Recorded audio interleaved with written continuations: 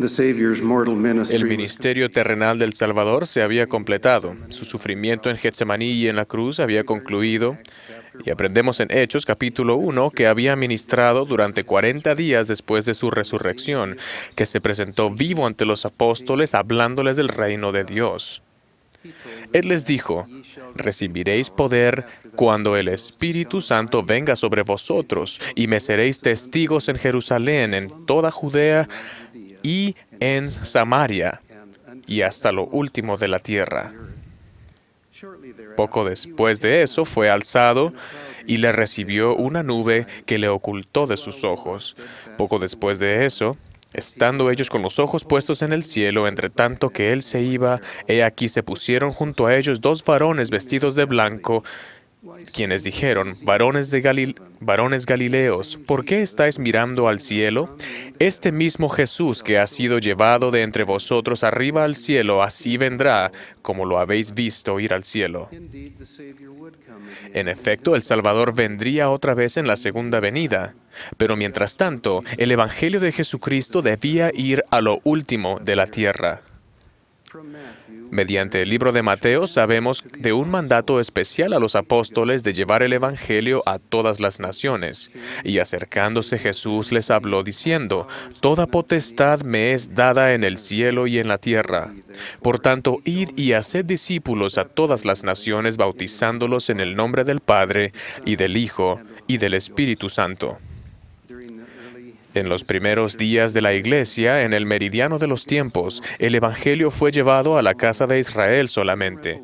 Entonces, Pedro recibió revelación, quien era el apóstol de más antigüedad, de que había llegado el momento de llevar el Evangelio más allá de Israel y a los gentiles.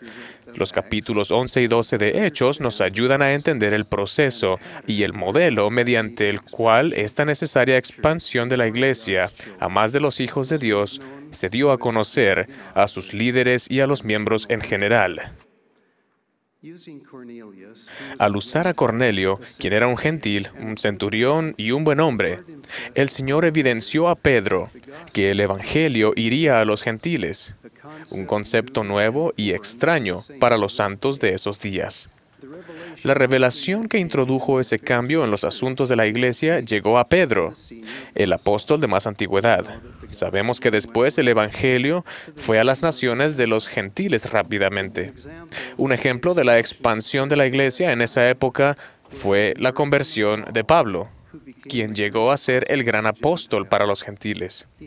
Él tuvo una visión en el camino a Damasco, donde vio una luz y oyó una voz. Se arrepintió de sus pecados y fue llamado por Dios, y entonces se convirtió en una fuerza poderosa en la difusión del Evangelio de Jesucristo. Ahora vayamos 1800 años después a la época de la restauración del Evangelio, o la restauración de todas las cosas antes de la segunda venida. Testifico que por medio del profeta José Smith, la Iglesia ha sido restaurada y continúa avanzando bajo la dirección de la primera presidencia y del quórum de los 12 apóstoles. El mandato que ellos tienen de llevar el Evangelio al mundo es el mismo que el de los apóstoles de la antigüedad. Desde la organización de la Iglesia de Jesucristo de los Santos de los Últimos Días, en 1830, la Iglesia se ha extendido a un ritmo constante por todo el mundo, de nación a nación, de cultura a cultura, de pueblo a pueblo, de acuerdo con la agenda del Señor y en su tiempo.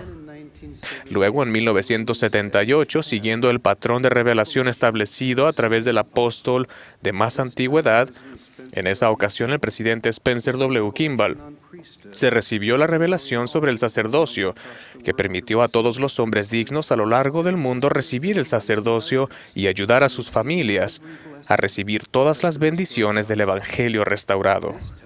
Esta vez, no solo más, sino todos los hijos de nuestro Padre Celestial por todo el mundo podrían participar de todas las bendiciones del Evangelio. Qué apropiado para el reino de Dios sobre la tierra en los días en que se acerca la segunda venida de Cristo. Como nota personal, me acababan de llamar como presidente de misión y la hermana Dixon y yo estábamos a punto de llevar a nuestra familia a México cuando el elder Richard Head Scott, entonces era miembro de los 70, me comunicó el advenimiento de esta revelación especial.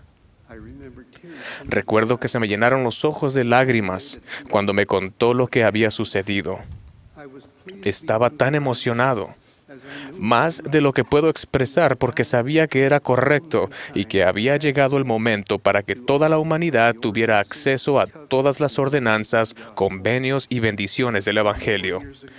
Eso fue hace 34 años y no me imaginaba en ese momento que iba a pasar varios años de mi ministerio, como 70 en el área África Oeste de la iglesia, entre gente devota y fiel, cuyas vidas se verían tan afectadas por la revelación de 1978 en cuanto al sacerdocio.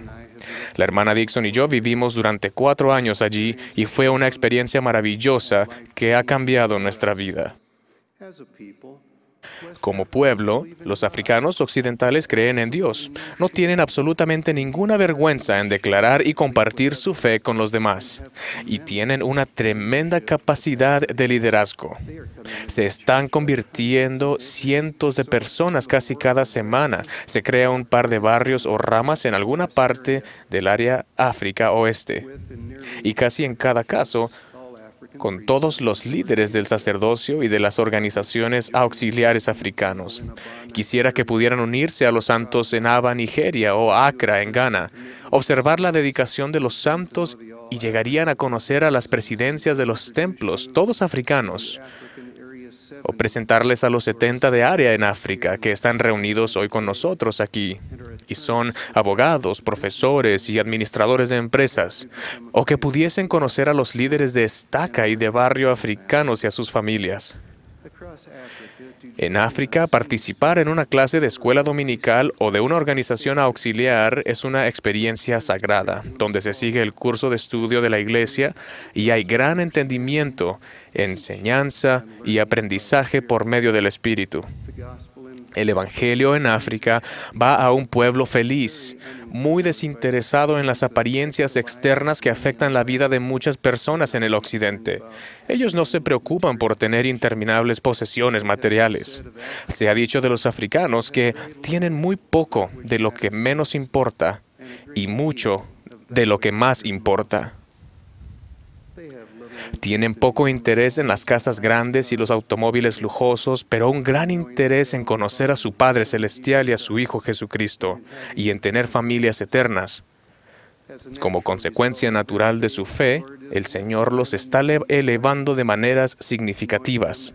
Conociéndolos como los conocemos, no es de extrañar que llegasen a ser una parte tan importante de la expansión de la Iglesia de Jesucristo en los últimos días.